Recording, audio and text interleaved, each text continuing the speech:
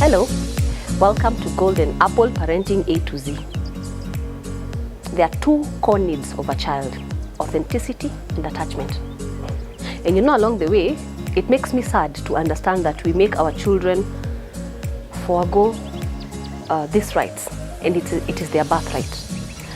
If a child feels that the environment does not support them the way they are, if they feel unloved for having certain traits, if they feel a sense of disconnect because of doing certain things, then they forego their authentic selves and they conform into what their caregivers or their parents want them to be.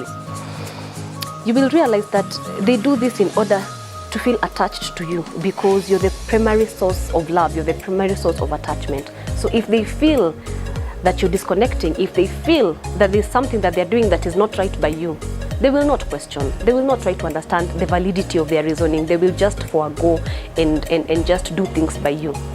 And this makes me sad, because we are forcing our children to conform. We are not giving them a leeway to ask questions. We are not giving them a leeway to unlearn the narratives that we were taught. So we just pass the value systems, the belief systems, and pile them on our children without giving them a chance to sort of make sense of everything.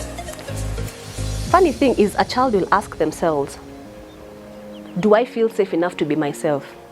Of course, they may not put it in the same words I have, but they are constantly trying to understand their environment. They are constantly trying to figure out their attachment. They are trying to constantly figure you out as the caregiver. So if they feel like, if I ask too many questions, if I'm too jumpy, if I'm not too tidy, if I'm not a perfectionist, if I don't accommodate my parents' values, they will not love me. They will not love me as much. Then they will not get a chance to thrive on their own. They will not get a chance to be in touch with their authentic selves. Isn't it a wonder that we have millions of people who are recovering from people pleasing? It starts from back then, when you felt like you had to do this or that so that you could receive love, when you felt that you had to do this or that to receive affirmation. So a child, because they're not feeling safe being themselves, as they conform, as they take up these new roles, as they try to do things to please you, they are not sure of who they are. Their sense of self-awareness is shaky, because they thought they were okay until you told them they were not okay. They thought they were whole until society told them they were not whole.